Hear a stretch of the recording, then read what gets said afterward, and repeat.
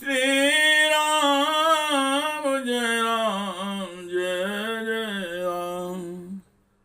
श्री राम जय राम जय जय राम।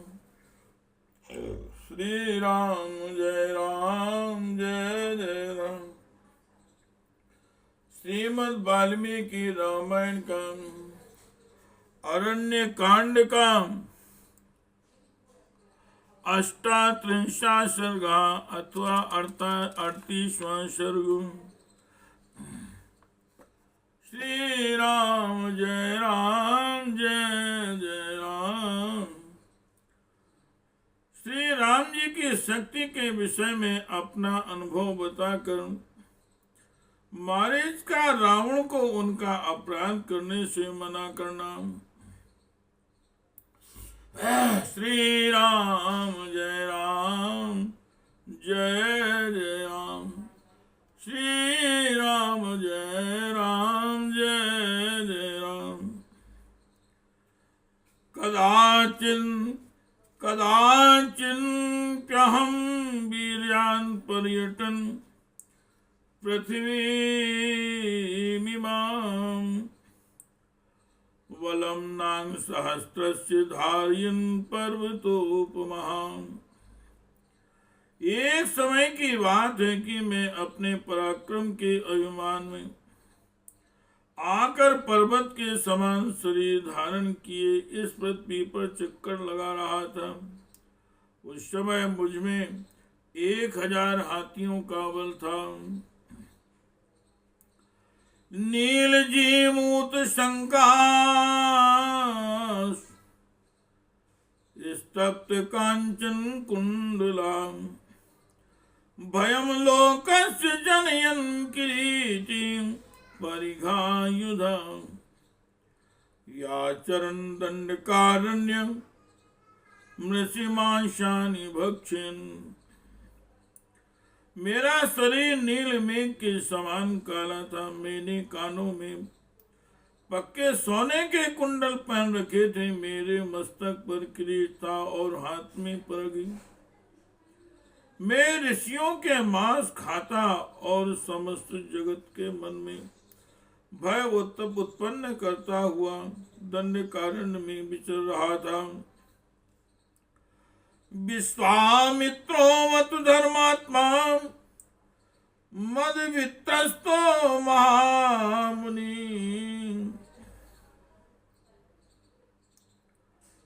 स्वयं गत्वा दशरथं नरेन्द्रमिदं ब्रवीत्। उन दिनों धर्मात्मा महामुनि विश्वामित्र को मुझसे बड़ा भय हो गया था। वे स्वयं राजा दशरथ के पास गए और उनसे इस प्रकार बोले। अयम रक्षतु माम रमा पर्व काले समाहिता मारीचान् मे भयं घोरम समुत्पन्नम नरेश्वरम। हे नरेश्वर, मुझे मारीच नाम का राक्षस से घोर भय प्राप्त हुआ। अतः श्री राम मेरे साथ चलें और पर्व के दिन एकाग्र चित्त हो मेरी रक्षा करें।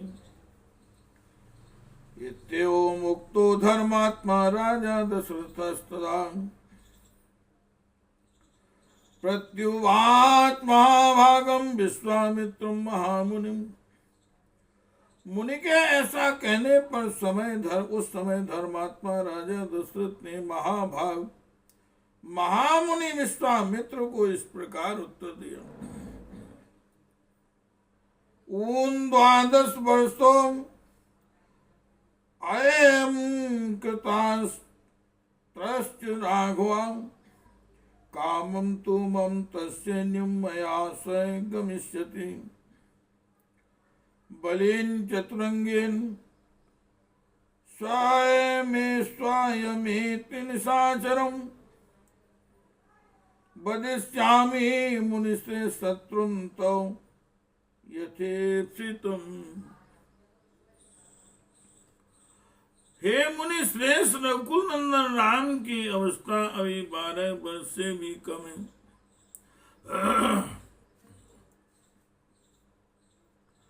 उन्हें अस्त्र शस्त्रों के चलाने का पूरा अभ्यास भी नहीं है। आप चाहें तो मेरे साथ मेरी सारी सेना वहां चलेगी और मैं चतुरंगणी सेना के साथ स्वयं ही चलकर आपकी रक्षा के अनुसार उस शत्रु रूप निशाचर का वध करूंगा। एवं मुक्ता सातु मुनि राजन राजा नमिदम नमिदुम ब्रुवि रामान्नान्यं बलं लोके पर्याप्तं तस्य राक्षस रक्षसा। राजा के ऐसा कहने पर मुनि उनसे इस प्रकार बोले, उस राक्षस के लिए श्री राम के सिवा दूसरा कोई शक्ति पर्याप्त नहीं। श्री राम के सिवा कोई दूसरी कोई शक्ति पर्याप्त नहीं। देवता नामपि भवान समरे स्वविपालका आसीत् तब कृतं कर्म त्रिलोक विदितं नृपम्। राजन, इसमें संदेह नहीं कि आप समर भूमि में देवताओं की भी रक्षा करने में समर्थ हैं। आपने जो महान कार्य किया है वह तीनों लोकों में प्रसिद्ध है। काममस्ति महासैन्यम तिष्ठत्व परंतप बालो अप्येष महातेजा समर्थस्तस्य निग्रहे गमिष्ये रामदाय स्वस्ति ते अस्तु परंतप। शत्रुओं को संताप देने वाले नरेश, आपके पास जो विशाल सेना है वह आपकी इच्छा हो तो यहाँ रहे, यहीं रहे, आप भी यहीं रहे। महातेजस्वी श्री राम बालक हैं तो भी उस राक्षस का दमन करने में समर्थ हैं। अतः मैं श्री राम को ही साथ लेकर जाऊंगा, आपका कल्याण हो। इत्यो मुक्त्वा सं मुनेस्तुमादाय नृपात्मजम् जगाम परम प्रीतो विश्वामित्रा स्वमाश्रयम्। ऐसा कहकर लक्ष्मण सहित राजकुमार श्री राम के साथ ले महामुनि विश्वामित्र बड़ी प्रसन्नता के साथ अपने आश्रम को गए। तम तथा दंडकारण्ये यज्ञमुद्दिश्य दीक्षितम् बभूवोपस्थितो रामश्चित्रं विस्फारयन् धनुम्। इस प्रकार दंडकारण्य में जाकर उन्होंने यज्ञ के लिए दीक्षा ग्रहण की और श्री राम अपने अद्भुत धनुष की टंकार करते हुए उनकी रक्षा के लिए इस पास ही खड़े हो गए। अजात व्यंजना श्रीमान बाला श्यामा सुवीक्षणा एक वस्त्र धनो धन्वी शिखी कनकमालया। उस समय तक श्री राम में जवानी के चिन्ह प्रकट नहीं हुए थे। उन्हें किशोरावस्था थी, उनकी किशोरावस्था थी। वे एक शोभाशाली बालक के रूप में दिखाई देते थे। उनके श्री अंग का रंग सांवला और आंखें बड़ी सुंदर थीं। वे एक वस्त्र धारण किए, हाथों में धनुष लिए सुंदर शिखा और सोने के हार से सुशोभित थे।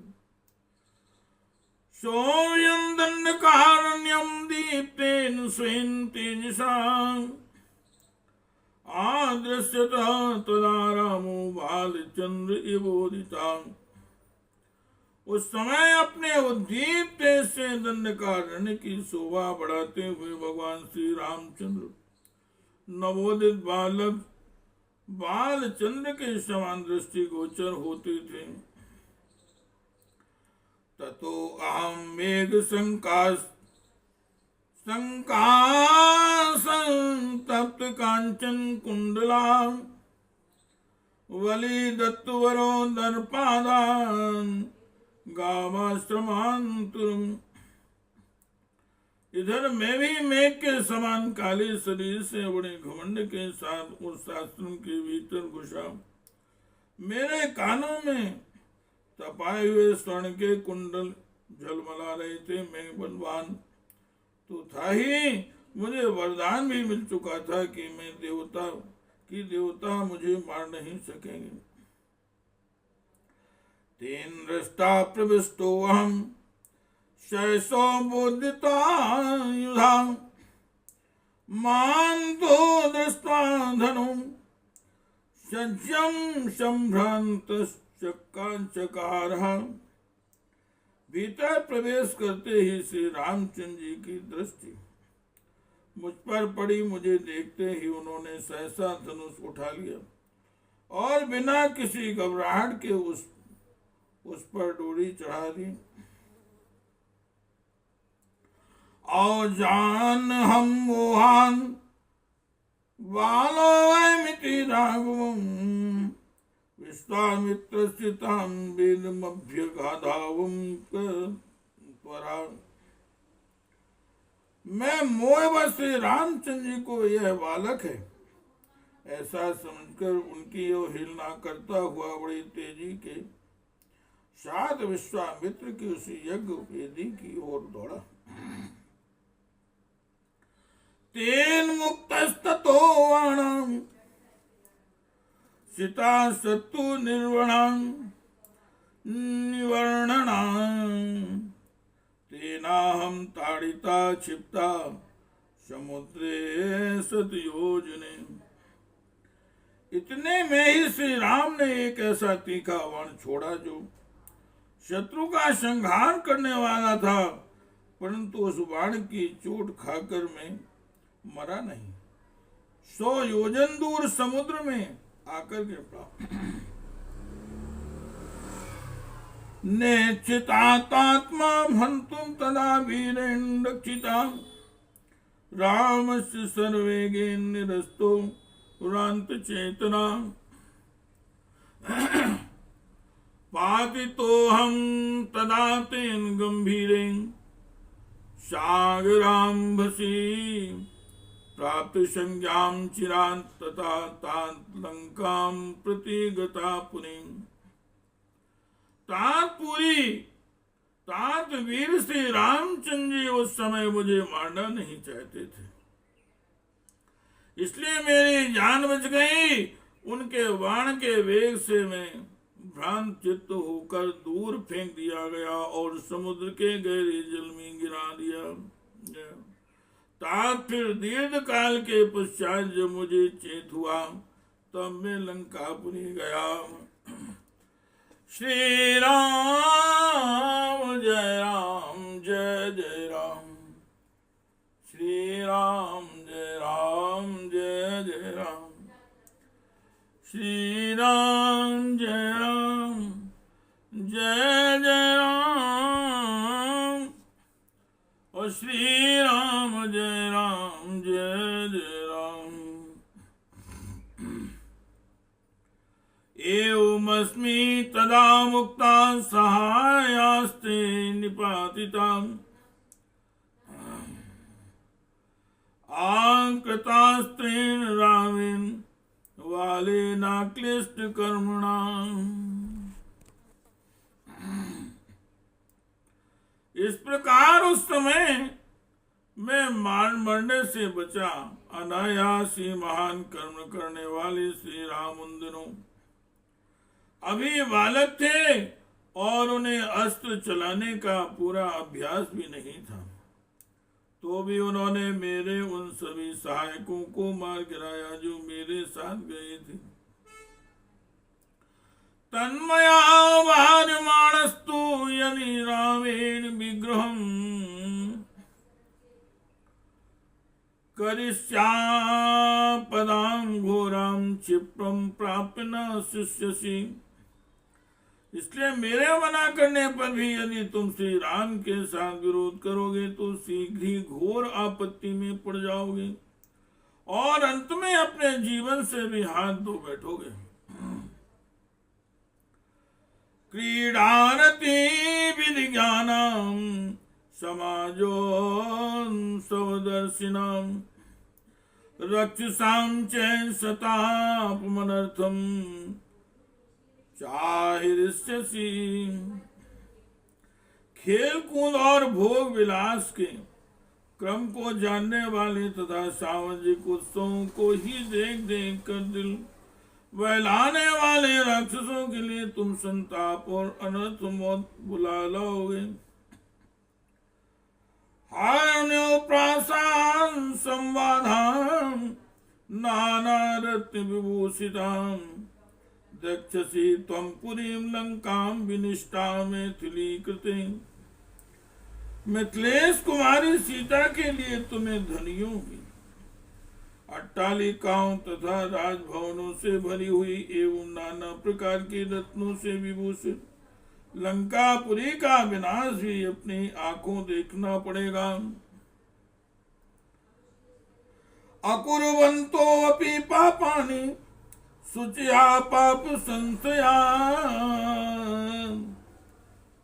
पर पापे विनिश्यन्ति मत्स्यानां हृदयेऽथा। जो लोग आचार विचार से शुद्ध हैं और पाप या अपराध नहीं करते, वे भी यदि पापियों के संपर्क में चले जाएं तो दूसरों के पापों से ही नष्ट हो जाते हैं। जैसे सांप वाले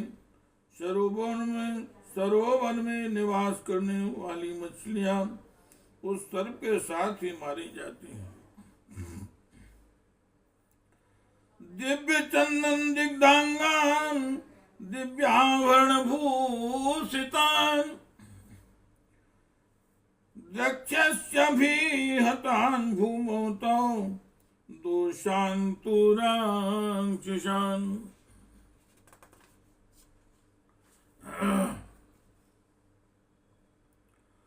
तुम देखोगी कि जिनके अंग दिव्य चंदन से चर्चित होते थे तथा जो दिव्य आभूषणों से विभूषित रहते थे, वे ही राक्षस तुम्हारे ही अपराध से मारे जाकर पृथ्वी पर पड़े हुए हैं। हृतदारान् सदाराश्च दश विद्रुवतो दिशाम् हतशेषान् शरणान् रक्षसि तुम विना निशाचरान्। तुम्हें यह भी दिखाई देगा कि कितने ही निशाचरों की स्त्रियां हर ली गई हैं और कुछ की स्त्रियां साथ हैं, तथा भी युद्ध में मरने से बचकर असहाय अवस्था में दसों दिशाओं की ओर भाग रहे हैं। सरजान परिक्षिप्ता मग्निज्वाला समावृता प्रादग्ध भवनां लंकां द्रक्ष्यसि त्वं संशयम्। निस्संदेह तुम्हारे सामने एक दृश्य भी आएगा कि लंकापुरी पर बाणों का जाल सा बिछ गया है। वह आग की ज्वाला से गिर गई और उसका एक एक घर जलकर भस्म हो गया है। परदाराभिवर्षान् तु नान्यत् पापतरं महतं प्रमदानां शास्त्राणि तौ राजन् परिग्रहे। भवस्वादार्निरताश्वकुलं रक्षसा राक्षसान् मानं वृद्धिं च राज्यं च जीवितुं चेष्टुमात्मना। राजन पराई स्त्री के संसर्ग में पड़कर, राजन पराई स्त्री से के संसर्ग से बढ़कर दूसरा कोई महान पाप नहीं है।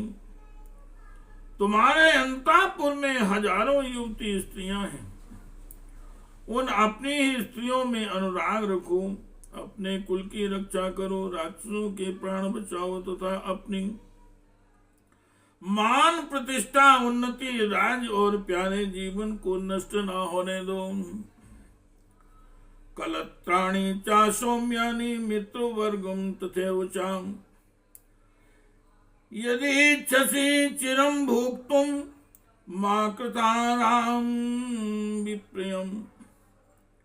यदि तुम अपनी सुंदरी स्त्रियों तथा मित्रों का सुख अधिक काल तक भोगना चाहते हो तो श्री राम का अपराध न करो। निवार्यमाणः सुहृदा मया भृशं प्राशयसि तां यदि धर्ष्यसि गमिष्यसि क्षीणवलाशबान्धवो यमक्षयं राम सरास्त जीविता। मैं तुम्हारा हितैषी सुहृद हूँ। यदि मेरे बारंबार मना करने पर भी तुम हठपूर्वक सीता का अपहरण करोगे तो तुम्हारी सारी सेना नष्ट हो जाएगी और तुम श्री राम के बाणों से अपने प्राण गंवाकर बंधु बांधवों के साथ यमलोक की यात्रा करोगे। इत्यार्षे श्रीमद् रामायणे वाल्मीकि आदि काव्ये अरण्य कांडे 38 सर्गा। इस प्रकार श्री वाल्मीकि निर्मित रामायण आदि काव्य के अरण्य कांड के 38वां सर्ग पूरा हुआ। श्री राम जय राम जय जय राम, श्री राम जय राम जय जय राम, श्री राम जय राम जय जय राम, श्री राम जय राम, श्री राम जय राम।